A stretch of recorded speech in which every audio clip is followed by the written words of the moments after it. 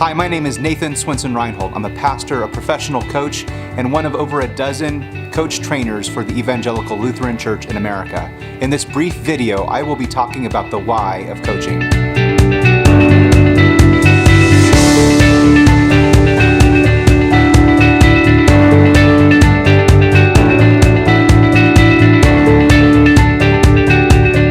When I was around 12 years old, my maternal grandfather decided it was time to teach me how to drive.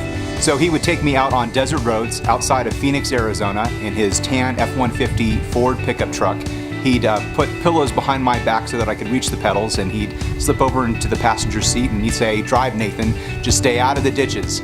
And so I would gingerly, begin to take off, and as chance would have it, I found my way into ditches more often than not. In fact, I became so anxious about it, I was constantly looking over my shoulder to the side to make sure that I wasn't going in the ditches, just so I would stay out of the ditches. And after a while, my grandfather started to chuckle and he said, "Nathan, what do you think it would take for you to drive straight without going into the ditches all the time?" And I'm like, "Grandpa, I don't know, but I'm just terrified I'm going to ruin your truck." And he said, well, I want you to pay attention to something. Notice that the truck tends to go where you're looking. So if you were to take that piece of information and apply it to the situation, what would you do? And I said, I probably wouldn't be looking at the side of the road. I'd probably be looking up the road. He said, exactly.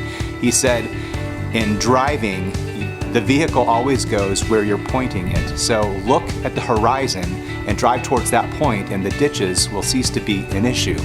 It was a wonderful lesson for me, both in terms of driving, but it's a life lesson I've taken with me through all of these years, and one I've definitely taken with me into coaching, because this image is actually a perfect metaphor for what happens in the context of coaching.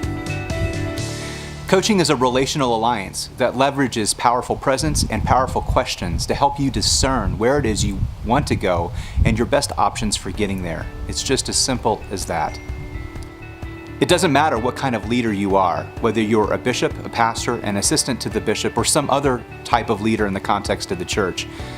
We're beset by ditches on either side all the time. The distractions, the cries for our attention, all of the things that assert themselves as very, very important, whether they are or not. And coaching enters into our particular situations and contexts as leaders and helps us discern what is truly important and helps us go towards that.